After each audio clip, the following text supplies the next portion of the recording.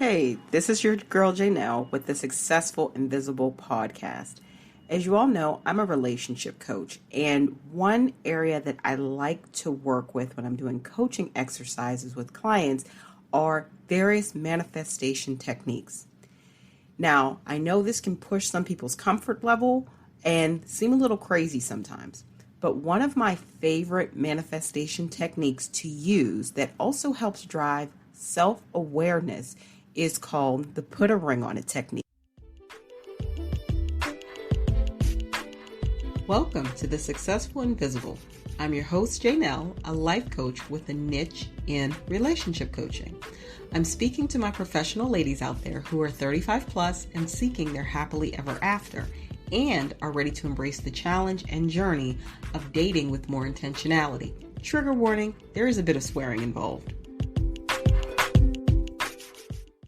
Now, we all know that Put a Ring on It is a very famous and popular song from several years ago by the very talented and wonderful Miss Beyonce Carter. And I love the song when it came out, but I really like it for the name of the technique, manifestation technique, that I like to use, especially for women who are marriage-minded and are wondering how to get themselves in the flow of feeling like they're in that fulfilling relationship.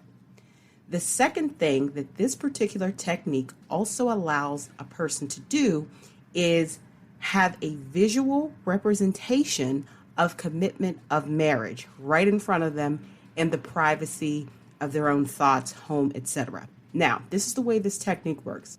My guess is you know exactly the type of ring, engagement ring and wedding ring that you want. You've probably visualized it in your mind.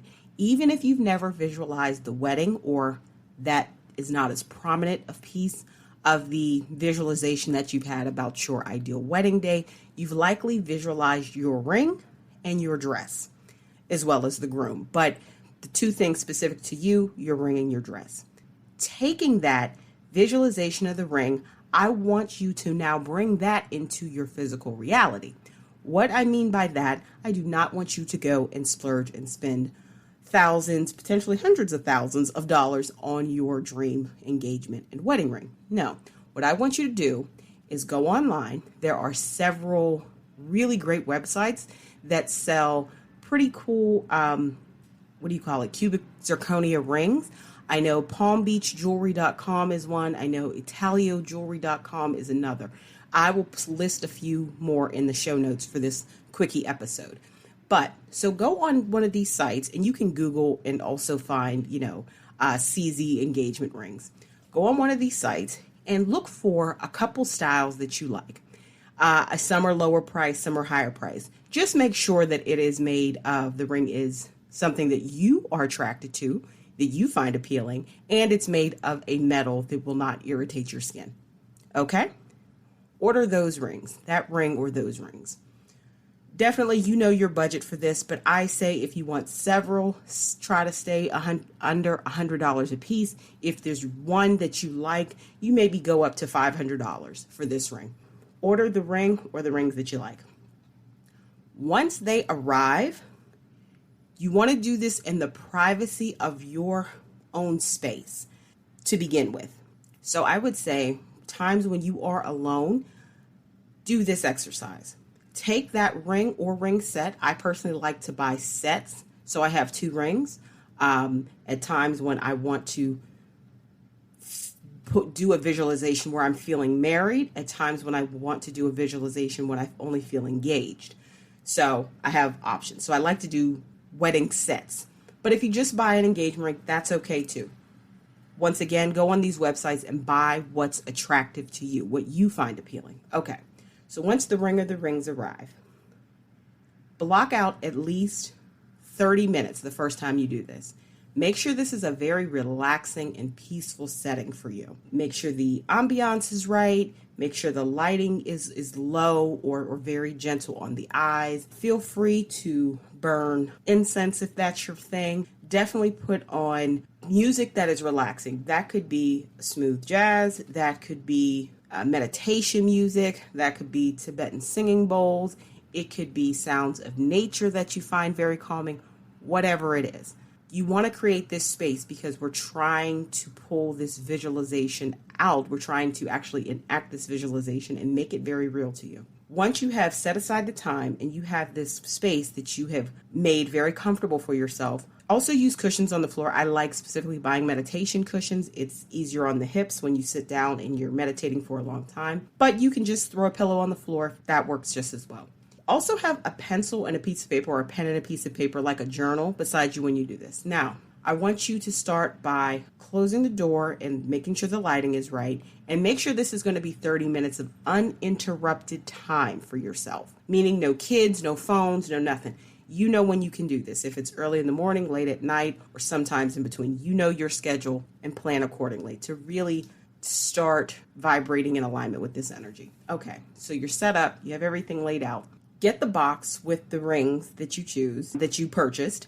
As I said, I like wedding sets. You're sitting there. I want you to just let your mind wander. And just let the music take you and relax you. Let all the thoughts of the day or worries or concerns kind of slip away. What you wanted to do is visualize what your ideal of perfect looks like with your potential future husband. In that sense, I want you to make sure that you don't have other things on your mind. Once you get a clear picture of him, even if you don't have the perfect idea of what he looks like, you understand the characteristics that this man embodies that is perfect for you, how he's complementary to your lifestyle, your vibe, your energetic connection, all those things. Imagine in as much detail as possible. Just let your mind flow to it and bring those things into your existence. Start visualizing those things. Once you are kind of getting a good feeling about it and in the flow, I want you to slip on that ring or those rings on your ring finger, on your left hand. And now for the remainder of the time that you have set aside, I want you to start envisioning yourself with your ideal husband, with your ideal partner, in scenarios together. When you slip on the ring, you can imagine it being your proposal, and then imagine doing things with your ideal person. That could be traveling. That could be your wedding day. That could be day-to-day activities. That could be sharing responsibilities with your children. If you don't have children, that could be with your future children together. Or if you do have a child or children, that could be this person helping you and being the other parent in the household. Visualize the scenarios that appeal to you. Don't do too many at one time to overwhelm yourself during this session, but I would recommend between 1 and 3 to give yourself variety so your mind doesn't get bored. Now, if you really, really are into one, just let your mind go. Just let the visualization flow. So say it's your wedding day, for example. That's the one scenario that you're really, really vibes with you. You're really digging. Go with that. Go as far and as wide and as deep and let your imagination flow. And in the midst of this, you are feeling the weight of this ring or these rings on your ring finger. You are completely feeling like you are getting married to this person. Don't judge yourself. Don't stop yourself. Just be in the flow of it, of your visualization and doing things together. It can be, as I said, the little things or the big things, from waking up in the morning and saying good morning to one another, going through your morning routines, traveling, being at red carpet events, being on a Learjet, getting a Bentley as a gift. I don't know. Everybody wants different things. Hiking in nature. Whatever your ideal relationship looks like with this ideal person, let your mind go. And as I said, to keep from getting bored, 1 to 3 scenarios is enough. But if you are really imagining one and you really go deep with it and your mind starts running wild and your imagination starts running wild, let it. That is perfectly okay. At the end of this exercise, when the chime bell rings on your phone to signal your 30 minutes is up, I want you to take between 5 and 10 minutes and journal everything that is coming up for you, every idea, every good feeling, every good emotion that's coming up for you. If you're anything like me, journaling can sometimes slow you down because your mind is moving faster than your hand can. So what I do is I audio journal. So instead of a pen and paper, if that's not your jam, take and use the recorder app on your phone. Remember, this is all between you and you. This is totally private. You do not have to let And you should not let anyone into this space. This is your sacred space. And use your audio, like I said, the recorder app on your phone. It's standard on every type of phone. I don't care what you have. Or you can download a recorder app. There are many free ones out on the different marketplaces. Record it. Record everything that comes up. Talk out the rest of your visualization, fantasy, whatever. Let your imagination go wild. I say limit this to 5 minutes. Then, when you are done, you can, you actually wrote out your thoughts, that's in the privacy of your journal. If you recorded them, upload them into a safe place like a cloud folder that is secure, or a Google Drive account that only you have access to. This is for you. I repeat, this is your personal space, your dreams, etc. After you're finished with this time and you have to go back to, doing your day-to-day activities, what I want you to do is, as much as you can in the privacy of your own home, especially if you don't have other people living with you, keep those rings on. Keep those rings on as much as possible when you are in your private time. This is not about being in delusion. So let me stop anyone who feels this way. This is about putting yourself in the energetic alignment of feeling married. But what it also is doing, when you physically have that representation of what marriage is to you, you will also begin to self-reflect when you're not doing those 30-minute focused times of visualization. You'll also have time to reflect on what being married means to you in other senses, not just the romanticized things that immediately come up for all of us when we think about being married.